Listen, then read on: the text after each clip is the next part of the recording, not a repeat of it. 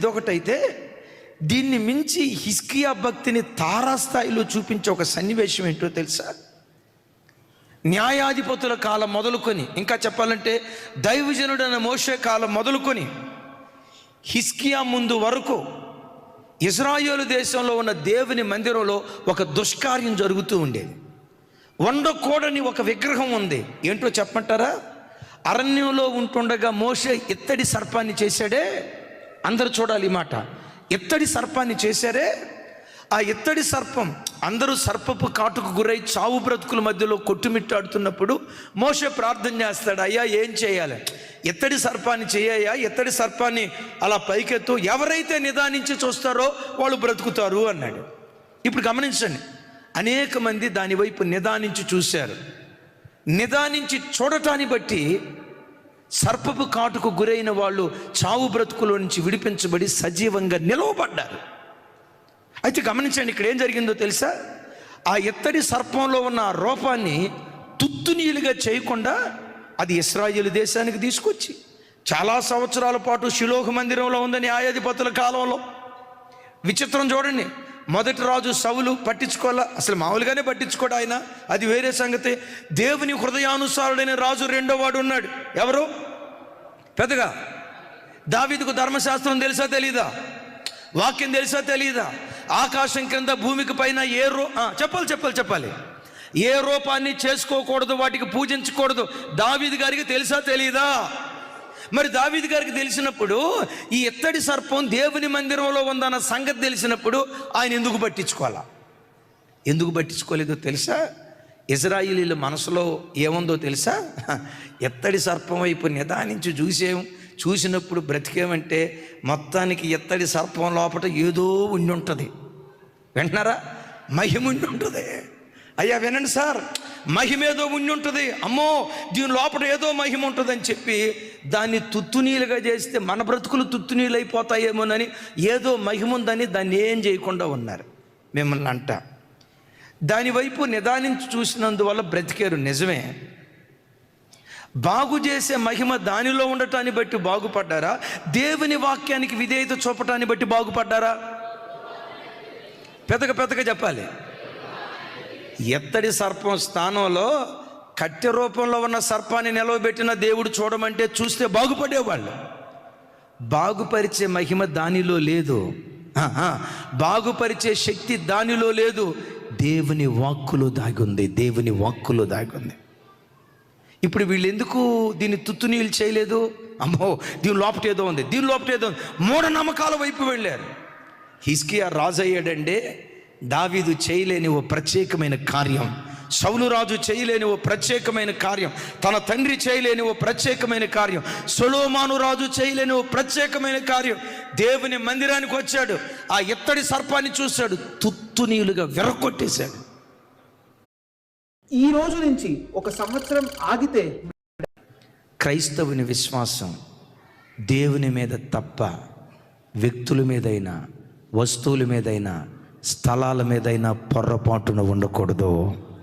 విశ్వాసమునకు కర్త, దాన్ని కొనసాగించే యేసు మీదే నువ్వు దృష్టి నిలిపి ఆయనను చూస్తూ నువ్వు సాగిపోవాలి. కానీ సేవకులను చూడకూడదు, సేవకులు హీరోలు కాకూడదు, సేవకులు విశ్వాసుల హృదయాల్లో దేవుళ్ళు కాకూడదు, స్థలాలు, వ్యక్తులు, వస్తువులు విశ్వాసుల హృదయాల్లో దేవుడు కాకూడదు. కొంతమంది ఇత్తడి సర్పాన్ని చేసుకోకపోయినా అలాంటి వాటిని ఇంట్లో పెట్టుకుంటారు. ఓ రోజు మన చర్చికి వచ్చే వాళ్ళు ఇంటికి వెళ్ళాం. ఆ రోజుల్లో విజిటింగ్కి రావడానికి అవకాశం ఉన్నప్పుడు అక్కడ ప్రార్థన చేసి బయలుదేరబోయేటప్పుడు ఆ చెల్లి వచ్చింది, అన్నయ్య అదిగో వాళ్ళు కూడా క్రిస్టియన్, కొంచెం వాళ్ళు చర్చికి వెళ్తున్నారు అన్నయ్య, ఆ చెల్లికి విపరీతమైన తలనొప్పి అన్నయ్య, మీరు ఎప్పుడైనా వస్తే ప్రార్థన చేయించిన మిమ్మల్ని అని చెప్పింది. సర్లే సమయం దొరికిందిలే అని వాళ్ళ దగ్గర ప్రార్థన చేయడానికి వెళ్ళాను. తలనొప్పి అని పాపం ఆ బిడ్డ మనసు మీద పండుకొని బాగా బాధపడుతుంది. బైబిల్లో రాయబడిన మాట ఏంటంటే, మీలో ఎవరైనా రోగి అయ్యున్న యెడల సంఘ పెద్దను పిలిపించి నూనె రాసి ప్రార్థన చేస్తే విశ్వాస సహితమైన ప్రార్థన రోగిని స్వస్థపరుచును అని రాసింది. ఎవరిని పిలవాలి చెప్పాలి? బిషప్ని అని రాసిందా?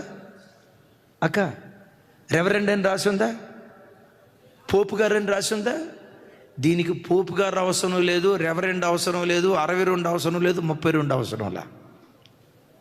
ఒక సంఘ పెద్ద విశ్వాసంతో ప్రార్థన చేసిన విశ్వాస సహితమైన ప్రార్థన రోగిని స్వస్థపరుస్తుంది. ఇది బైబిల్లో రాయబడింది. ఆ మాటను ఆధారం చేసుకుని, అమ్మ కొబ్బరి నూనె బాటిల్ ఉంటే ఇవ్వండి, నూనె బాటిల్ ఇంట్లో ఇవ్వండి, నూనె రాసి ప్రార్థన చేస్తానన్న. సరే నూనె బాటిల్ ఇచ్చారు. నేను ప్రార్థన చేయబోయే లోపు ఆ తల్లి ఏమంటుందో తెలుసా? వాళ్ళ కూతుర్ని పిలుస్తా, అమ్మాయి అయ్యగారు ప్రార్థన చేస్తున్నారు, ఆ నూనెతో పాటు బీరువాలో అభిషేకం ఉంది కదా, బీరువాలో ఉన్న అభిషేకం కూడా తీసుకురా అమ్మాయి అంది. నాకు అర్థం కాల. అభిషేకాన్ని బీరువాలో పెట్టి తాళం వేసినట్టున్నారు వీళ్ళు. అభిషేకం బీరువాలో ఉండటం ఏంటి? నాకు అర్థం కాల. బీరువాలో అభిషేకం ఉంది కదా అమ్మాయి, ఆ అభిషేకాన్ని తీసుకురా అమ్మాయి. బీరువాలో అభిషేకం పెట్టారా? అది ఎట్లుంటుందో చూద్దామని చెప్పి నేను ప్రార్థన పడి చూస్తున్నా. వాళ్ళ పాప బీరువా దగ్గరికి వెళ్ళి కర్చీపు తీసింది. చెమట పడితే తుడుచుకునే కర్చీపు. మన రాజశేఖర అయ్య గారి భాషలో చెప్పాలంటే తైలాన్ని తుడుచుకునే కర్చీపు. ఈ కర్చీపు తీసింది. ఆ కర్చీపు తీసుకురాబోయేటప్పుడు వాళ్ళ అమ్మ అంటుంది, అమ్మాయి అభిషేకం కింద పడిపోతే జాగ్రత్త, జాగ్రత్తగా పట్టుకోండిరా, అభిషేకం కింద పడిపోతే జాగ్రత్త అని. ఎంతగా నాకు అర్థమైంది ఏంటంటే, ఆ చేతిలో ఉన్న కర్చీపు అభిషేకం అంట. దానికి పెట్టిన పేరేంటి? ఆ పిల్ల ఏం చేసిందో తెలుసా? చేతి ఇట్ట పట్టుకొని హంస నడక నడుస్తుంది. హంస నడక. నా వైపు చూడాలి, చేతిలో కర్చీపు పెట్టుకుని ఎంత జాగ్రత్తగా నడుస్తుందంటే అంత జాగ్రత్త. నేను అడిగా, అమ్మా ఇదేంటమ్మా అన్నాను. కర్చీఫే కదా. కర్చీపు కాదయ్య గారు, అది అభిషేకం అయ్యా అంది. ఎందుకు తెచ్చుకున్నావు అన్న. తల మీద తలనొప్పి వచ్చినప్పుడు కడుపు వేసుకుంటే తగ్గిపోద్దని తెచ్చుకున్నాను. ఎంతకాలం అవుతుంది నీకు తలనొప్పి వచ్చి? సంవత్సరం అవుతుంది. ఎంతకాలం నుంచి కర్చీపు వేసుకుంటున్నావు? 6 నెలలు బట్టి. తగ్గిందా పెరిగిందా అన్న. కొంచెం పెరిగింది అయ్యగారు అంది. మరలా కర్చీపు వేసుకో, తలకాయ మొక్కలైపోతుంది, జాగ్రత్త. విశ్వాసం కర్చీపు మీద, విశ్వాసం స్థలాల మీద, విశ్వాసం వస్తువుల మీద. ఒక చిన్న బిడ్డ వచ్చి చెప్తుంది, అయ్యగారు మా ఇంట్లో మనీ ప్లాంట్ బాగా పెరిగేటట్టు ప్రార్థన చేయమంది. దరిద్రం చూడండి. అయ్యా వినండి, మా ఇంట్లో మనీ ప్లాంట్ బాగా పెరిగేటట్టు ప్రార్థన చేయమంది. అరే ఇదేమిరా బాబు అంటే, ఎందుకమ్మా అన్నాను. ఆ బిడ్డ ఉంటుంది, మనీ ప్లాంట్ బాగా పెరిగితే నువ్వు కూడా పెంచినట్టున్నా. మనీ ప్లాంట్ బాగా పెరిగితే మనీ కూడా పెరిగిద్ది అంట కదా. క్రైస్తవుని విశ్వాసం, విశ్వాసానికి కర్త, దాన్ని కొనసాగించే యేసు మీదే ఉండాలి.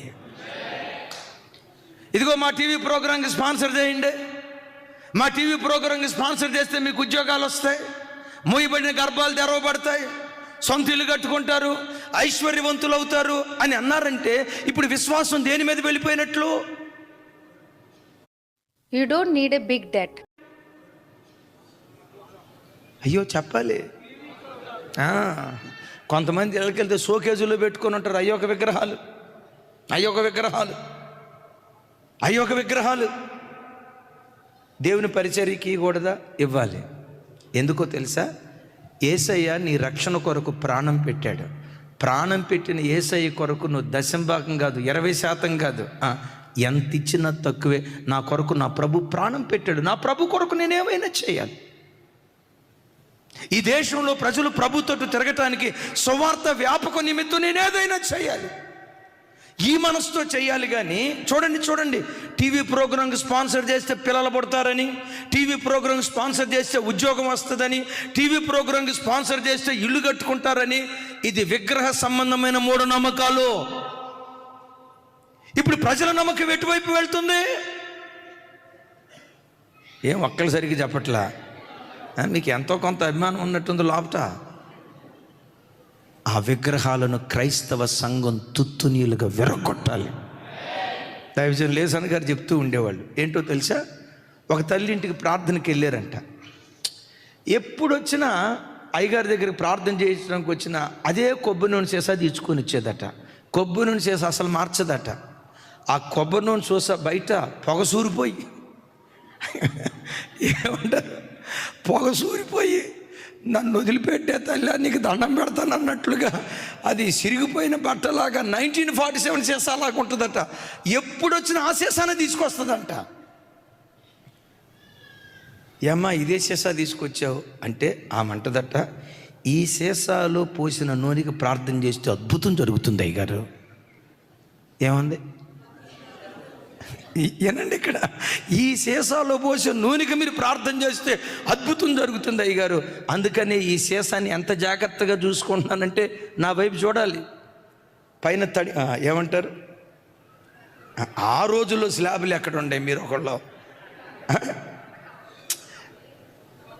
తాటాకులు సూరు ఉంటుంది కదా, ఆ బొంగు ఉంటుంది కదా, ఆ బొంగుకు తాడు కట్టి ఇంటి నట్టి మధ్యలో నట్టింటిలో తాడు కట్టి ఆ తాడుకి కొబ్బరి నూనె చేసే అలాంటి తీసిందంట. ఆ ఆరోగ్యం ఎంత జాగ్రత్తగా కాపాడుకుంటుందో కొబ్బరి నూనె చేసి అంతకంటే జాగ్రత్త కాపాడుకుంటుందంట. ఏమ్మా దీన్ని వదిలిపెట్టమంటే, అయ్యగారు దీనిలో పోసిన నూనెకి ప్రార్థన చేస్తే అద్భుతం జరుగుతుంది అయ్యగారు. ఈ కొబ్బరి నూనె సీసాతో నా ప్రాణం. ఇప్పుడు విశ్వాసం దేని వైపు వెళ్ళినట్లు? సంగమా, ఈ మట్టి ఘట్టాల మీద విశ్వాసం పెట్టుకోవద్దు. తుప్పు పట్టిపోయే వెండి బంగారాల మీద విశ్వాసం పెట్టుకోవద్దు.